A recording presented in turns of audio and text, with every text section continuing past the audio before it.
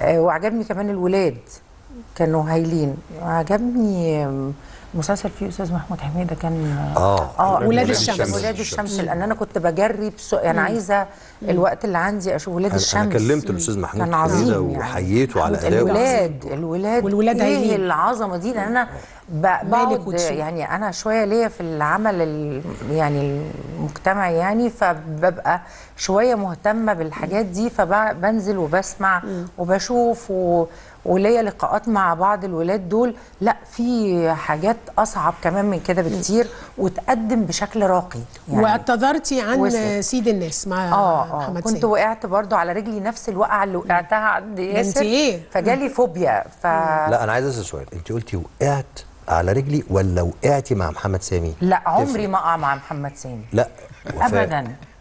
طب اسأله محمد ده بقى مذيع بقى بيسأل الأسئلة بقى خلاص. لا خد المايك.